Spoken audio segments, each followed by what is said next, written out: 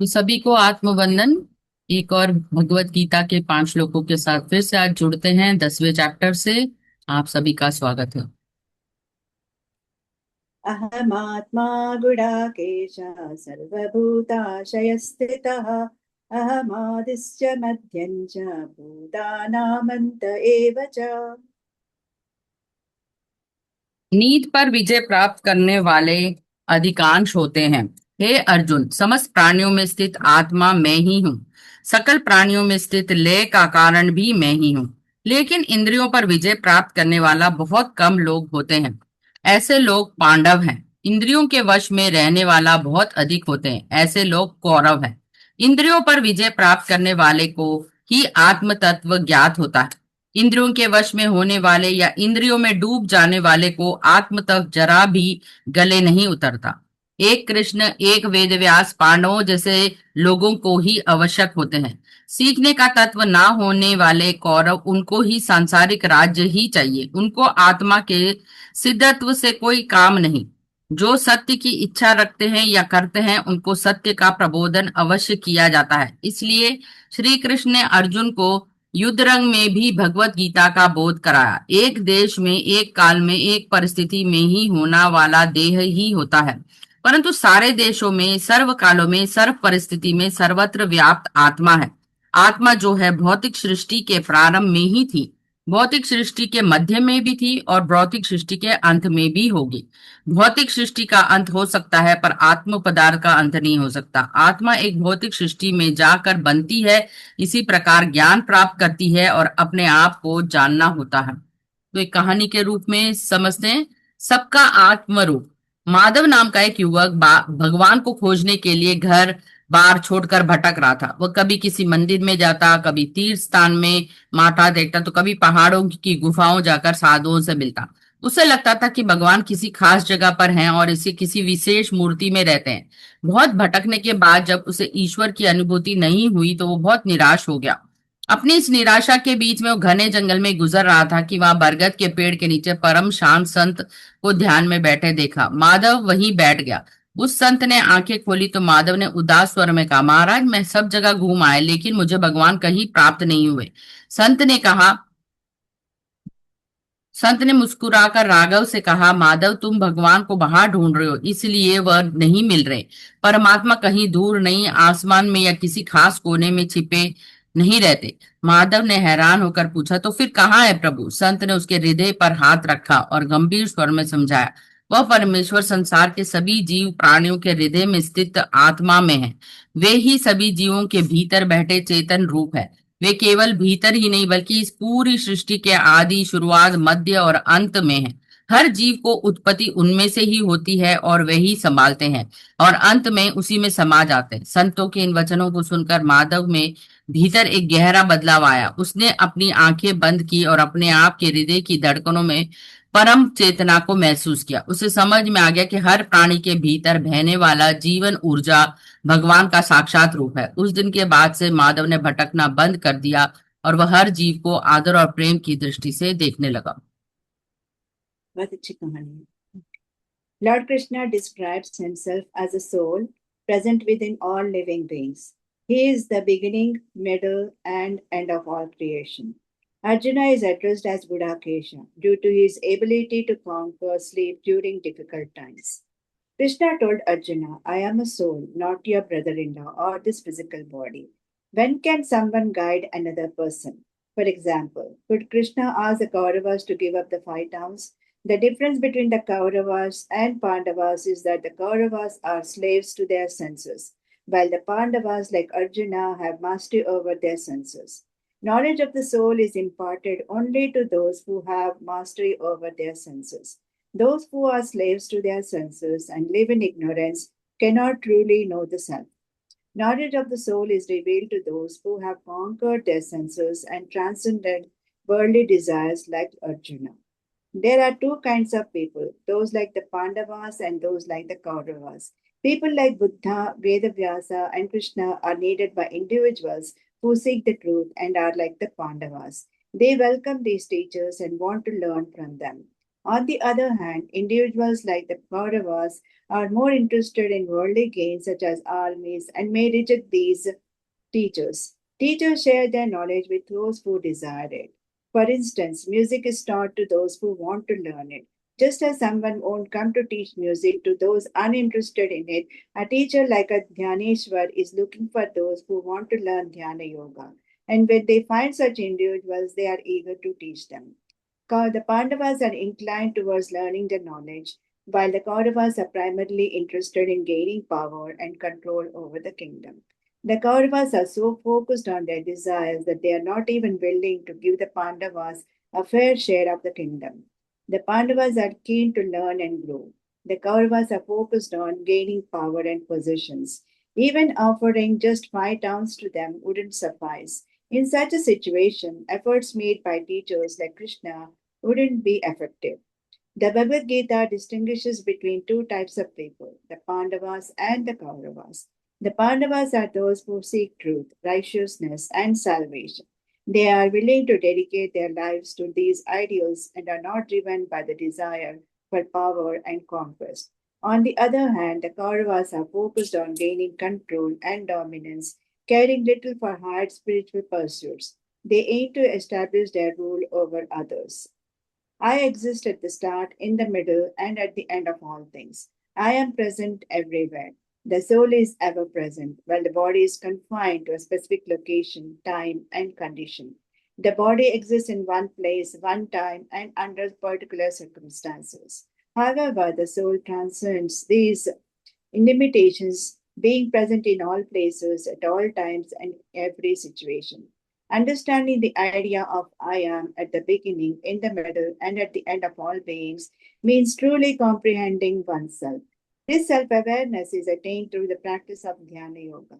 It means recognizing that while creation may have a beginning and an end, the true self is beyond such limitations, neither created nor destroyed. Yogi Bhava Arjuna.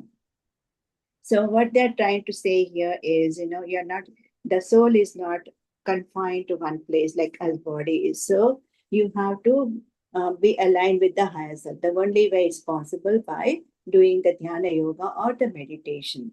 So one who is in righteousness, one who does all the good actions. So they are not they are they are very eager to align with the higher self. The people who are like materialistic, they are not at all worried about their existence. They are not, they are only worried about, their only desire is the materialistic ones. They can never attain the atma jnanam or this self realization. The only way to get to know the self realization is through meditation, and only to go underneath, only to know your true self. That is the only way to attain the higher self. Okay. न तु मां शक्यसे द्रष्टुमनेनैव च चक्षुषा दिव्यं ददामि ते चक्षुष्पश्य मे योगमैश्वरम्. आत्मदर्शन, सर्वात्मा का दर्शन, ब्रह्मात्मा का दर्शन स्थूल दृष्टि से प्राप्त नहीं होता, परंतु तुम इस सामान्य दृष्टि से मुझे अपने आप को देख नहीं सकते, अतः तुम्हें दिव्य दृष्टि प्रदान कर रहा हूँ. इससे तुम मेरे अपूर्व विश्व रूप में उस दिव्य चक्षु से देखो. सूक्ष्म, सूक्ष्माति सूक्ष्म और समस्त दृष्टि में सर्वथा व्याप्त आत्मा के दर्शन के लिए, अपने आप के दर्शन के लिए, ब्रह्मात्मा के दर्शन के लिए, ब्रह्म आत्मा के लिए दिव्य चक्षु चाहिए, ज्ञान नेत्र चाहिए. वह ध्यान साधना के द्वारा ही, योग साधना के द्वारा ही स्वयं सिद्ध करना है. वह अलौकिक शक्ति व अलौकिक दृष्टि है. उस दिव्य दृष्टि को मैं तुम्हें प्रदान करता हूँ. ऐसा कहकर एक अद्भुत क्षण, एक अद्भुत संदर्भ है. साधारणतः वह होने वाला काम नहीं है, फिर भी हर एक नियम के अपवाद होना जैसा इस सूत्र के आधार पर श्री वेदव्यास जी ने इस संदर्भ का सृजन किया था. तो एक कहानी से समझते हैं. अर्जुन कुमार नाम का एक चित्रकार था जो प्रकृति और ब्रह्मांड की विशालता को अपनी कैनवस पर उतारना चाहता था. वह दिन रात सोचता था कि यदि उसे पूरी सृष्टि को एक साथ इस असली रूप में देख पाता तो वो उसकी कला अमर हो जाती. अपनी इस तीव्र इच्छा के कारण उसने कई वर्ष तक साधना की और एक महान सिद्ध गुरु की शरण में पहुंचा. अर्जुन के गुरु के चरणों में गिरकर प्रार्थना की, हे गुरुदेव, मैं संसार का वह रूप देखना चाहता हूँ जिससे आम आंखें नहीं देख सकती। मुझे ब्रह्मांड की उस परम ऊर्जा के साक्षात दर्शन करने हैं जो सब कुछ चला रही है। गुरु ने उसकी तड़प को देखा और अत्यंत करुणा से मुस्कुराए। उन्होंने कहा, पुत्र, तुम्हारी इच्छा बहुत ऊंची है, लेकिन तुम ये साधारण आंखें इस असीम प्रकाश और विराट रूप को झेल नहीं सकती। इन चरम चक्षुओं की एक सीमा है, इनसे तुम केवल वही देख सकते हो जो नाशवान और सीमित है। उस परम ऐश्वर्य और अनंत रूप को देखने के लिए तुम्हें अलग क्षमता की आवश्यकता है। अर्जुन ने व्याकुल होकर कहा, तो क्या करूं, मैं उस रूप को नहीं देख पाऊंगा महाराज। गुरु ने उसके मस्तक पर अपनी उंगलियां रखी और एकाग्र होकर कहा, निराश मत हो, मैं तुम्हें दिव्य चक्षु प्रदान करता हूँ। इसके आंतरिक और दिव्य दृष्टि के जागृत होते ही तुम मेरे उस परम योग शक्ति और अनंत ऐश्वर्य को देख सकोगे जो पूरे ब्रह्मांड में अपने भीतर समेटे हुए। जैसे ही गुरु ने उसे दिव्य चक्षु दिए, अर्जुन कुमार के भीतर का अंधकार मिट गया। उसने अपनी आंखें बंद के पीछे एक ऐसा अद्भुत और अनंत प्रकाश देखा जिसमें करोड़ों सूर्य एक साथ चमक रहे थे। उसे पूरी सृष्टि, भूत, भविष्य और वर्तमान एक ही क्षण में साफ दिखाई देने लगा। वह समझ गया कि परमात्मा को देखने के लिए बाहरी नहीं बल्कि दिव्य चक्षु की जरूरत है। Lord Krishna tells Arjuna that he cannot see him with his mortal eyes, but he grants divine vision to behold his transcendental opulence and divine glories. The vision of the soul and the vision of the Supreme Soul is not available to the physical eyes. It takes the eye of wisdom to see the vision of the soul, the vision of the Supreme Soul, the subtlest of subtleties pervading all creation. It is automatically available to oneself only through the practice of meditation, only through the practice of dhyana yoga, that is immaterial power. It is a non physical vision. He said, I will give you that vision, wisdom eye. It was a wonderful moment, a wonderful sight. This is not a normal process, but as every rule has an exception, Vedavyasa designed it beautifully. So here they are talking about the divine vision that is only that can only available only to people who does that intense meditation, who has conquered all the senses. So who lives righteously, who lives trustworthily. So those are the people who can get the divine wisdom. Not everybody gets to see that wisdom, and only through the divine eyes they can see the Lord Krishna's uh, transcendental, the form that what do you call divine स्वरूप। yeah, divine swarup, Vishwarup, yeah, divine picture, a divine picture of Lord Krishna. Only very few, and Vajna is one of them, to look at that form. So not everybody gets the opportunity. So for you to get the opportunity, everybody can do it only through a intense meditation. Once they have to know who they are, self-realization, and all those things are important to gain the third eye vision or the divine wisdom, divine shine. So that is the only way to see that form. Yes. Bhaktya tvananyaya shakya ahamevam vidhorjuna gyatum drashtum cha tatvena praveshtum cha parantapa. हे अर्जुन, अनन्य भक्ति द्वारा ही मुझे जानकर मुझसे ही प्रवेश करने के लिए साधन है। भक्ति का मतलब है, आदि शंकराचार्य, स्वरूप संसाधन की भक्ति कहलाती है। ऐसी परिभाषा देते हैं, किसी भी मनुष्य को अपने स्वरूप से अनुसंधान होकर रहना ही भक्ति है।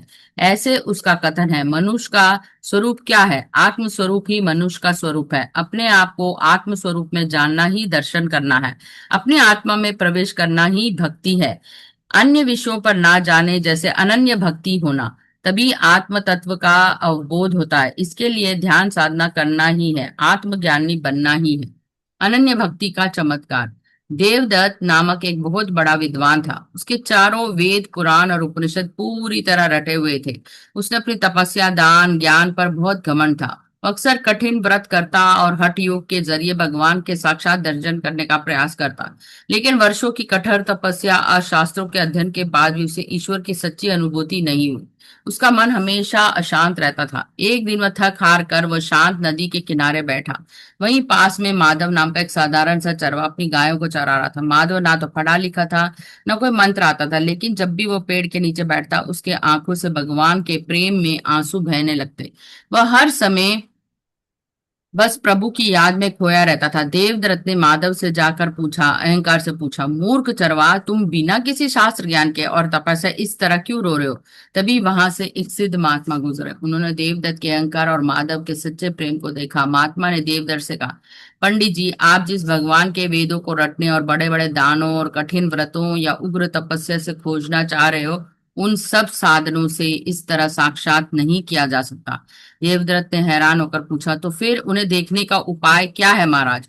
महात्मा ने माधव को तरफ इशारा करते हुए समझाया, परमात्मा को केवल अनन्य भक्ति, निश्चल प्रेम और पूर्ण समर्पण द्वारा ही साक्षात्कार किया जा सकता है, और इस तत्व को जानने के लिए उनमें प्रवेश किया जा सकता है जहां कोई दूसरा विचार ना हो, केवल प्रभु की अटूट भक्ति हो, और वह अनन्य भक्ति। भगवान केवल प्रेम के भूखे हैं, आपकी किताबी ज्ञान या दिखावे के नहीं। देवदत्त का घमंड चूर चूर हो गया और उसे समझ में आ गया कि ईश्वर को पाने के लिए सिर्फ ध्यान करना आवश्यक है। Arjuna, I can be known, seen, and felt as page turn कर। हाँ जी. हाँ हाँ, ठीक है। Arjuna, I can be known, seen, and felt as only by unchanging devotion and philosophy. This is the path that reaches me. What is bhakti? According to Adi Shankara in Viveka Sudamani Swaswarupa Anusandhana Me Bhakti. Swaswarupa Anusandhana Me Bhakti. He explains that bhakti means the exploration and connection with one's true self. Understanding one's own inner nature and recognizing the soul within is the essence of bhakti. It involves delving deep into one's own soul. Truly grasp the concept of the soul, one must practice meditation and gain wisdom. क्लेशोऽधिकतरस्तेषाम् अव्यक्ता सक्तचेतसाम् अव्यक्ता हि गतिर्दुःखं देहवद्भिरवाप्यते। सगुण उपासना से निर्गुण उपासना अत्यंत क्लिष्ट होती है। देह अभिमान में रहने वाले के लिए अव्यक्त निर्गुण ब्रह्म की व्याप्ति अत्यंत कष्टदायक है। सगुण और निर्गुण उपासनाओं में से सगुण उपासना सुलभ साध्य है, निर्गुण उपासना कष्ट साध्य है। किनके लिए? मात्र देह का मोह न छोड़ने वालों के लिए। इंद्रियों और मन विजृंभित होने रहने पर परम ब्रह्म तत्व को प्राप्त करने का सुअवसर कहाँ है? मनोजय और इंद्रिय निग्रह प्राप्त कर निष्काम कर्माचरण द्वारा देह पर मोह को छोड़ने वाले योगी हो। अपने आप में पाए जाने वाले आत्म साक्षात्कार ब्रह्म आत्म साक्षात्कार साधना के द्वारा ध्यान साधना के द्वारा अत्यंत सुलभ साध्य ही है। अव्यक्त की राघव और माधव दो परम मित्र थे जो एक आश्रम में रहकर अध्यात्म की शिक्षा पा रहे थे। दोनों ही ईश्वर को पाना चाहते थे, लेकिन दोनों का मार्ग अलग अलग था। राघव का मानना था कि भगवान निराकार है, उसका कोई रूप रंग या आकार नहीं। वह हर समय अपनी आंखें बंद करके उस अदृश्य अव्यक्त और असीम ब्रह्म का ध्यान करने में लीन रहता। दूसरी तरफ माधव भगवान के साक्षात रूप मूर्ति के रूप में बैठकर भजन गाता, उनकी सेवा करता और प्रेम में डूब जाता। कुछ ही महीनों में राघव बहुत परेशान और थका हुआ दिखने लगा। निराकार पर ध्यान लगाने की कोशिश से उसका मन लगातार भटक जाता। वह भी शून्य पर ध्यान टिकाने बैठता। उसके मन में संसार के विचार, शून्य का डर और एक अजीब सी बेचैनी भर जाती। ना तो वो ठीक से ध्यान लगा पाता और ना ही उसे कोई मानसिक शांति मिलती। तो वह एक बहुत ही कठिन और दर्दनाक रास्ते पर चल पड़ा। एक दिन राघव उसी मानसिक पीड़ा को लेकर आश्रम के गुरुजी के पास पहुंचा और गुरुजी ने उसे अदृश्य और निराकार ईश्वर को पाना चाहता हूँ जो शब्दों और कल्पना से पार है, लेकिन मेरा मन उस निराकार रूप को पकड़ नहीं पा रहा। गुरुजी आदेश करे कि मैं क्या करूं? गुरु ने अत्यंत करुणा से राघव के कंधे पर हाथ रखा और समझाया, राघव, जो परमात्मा अव्यक्त है, जिनका कोई आकार नहीं, जिनके प्रति मन को आसक्त करना है, उस मार्ग पे चलना बहुत कठिन है। जब तक जीव के भीतर देह अभिमान, खुद को शरीर समझने की भावना रहती है, तब तक उसे निराकार और निराधार तत्व को पाना बहुत ही कठिन है, क्योंकि मन को टिकाने के लिए किसी आधार की आवश्यकता होती है। गुरु जी ने आगे कहा, साकार रूप को आश्रय लेकर आगे बढ़ना मन के लिए सरल और स्वाभाविक होता है। Suffering is greater for those whose minds are attached to the unmanifested, but the path of the unmanifested is very difficult for those who are embodied. Attachment to the physical body is like following Saguna Upasana. It's relatively easier. On the other hand, Nirguna Upasana, which involves being unattached to the body, is more challenging. Who finds it difficult? Well, those who have strong attachments to their bodies will struggle. If your five senses and mind are constantly distracted, you won't be able to connect with Parabrahma. But for a yogi who is not attached to the body, can control their senses, master their mind, and practice selfless actions, Nirguna Upasana becomes more accessible. Through meditation, they can easily perceive the inner soul and their supreme being. So again, they're telling about how to do the meditation. If you are doing intense meditation, once you conquer your senses, with their and the mind, if you are able to control them, then it's easier for you to align with your higher self. That is the only way to become yogi or the nirvana. So, in other words, you are in a higher state. So that is the only way to go to a higher self body through meditation. So the meditation is the ultimate answer. यो न रिष्यति न द्वेष्टि न शोचति न काङ्क्षति शुभाशुभ परित्यागी भक्तिमान् यः स मे प्रियः। जो हर्ष द्वेष दुख सुख आशा निराशा शुभ अशुभ से अतीत है, उस प्रकार का भक्त मुझे अत्यंत प्रिय है। इच्छित वस्तु प्राप्त होने पर, अनिश्चित ना प्राप्त होने पर हर्ष होता है।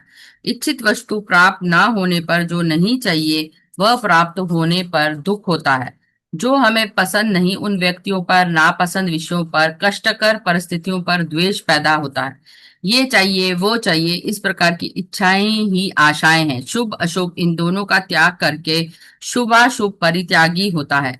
अच्छाई बुराई दोनों को परिपूर्ण रूप में तजना चाहिए, परित्याग करना चाहिए। भक्ति अर्थात स्वस्वरूप अनुसंधान, इसलिए हमें भक्त होकर अर्थात अपने स्वयं स्वरूप अनुसंधान में रहना चाहिए। आत्म ध्यान में लीन अर्थात आत्मानंद में स्थित होना अर्थ होता है।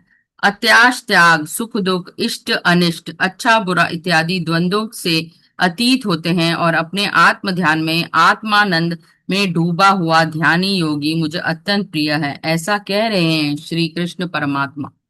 तो कहानी में बताते हैं, सच्ची प्रसन्नता। आनंद नाम का एक युवक हमेशा अपनी परिस्थितियों से हाथों मजबूर रहता था। जब व्यापार में खूब मुनाफा होता तो उसे कोई तारीफ करता और वो खुशी से उछल पड़ता, अहंकार से भर जाता। लेकिन जैसे ही उसे नुकसान होता उसकी बुराई करता, वह गहरे डिप्रेशन और नफरत में डूब जाता।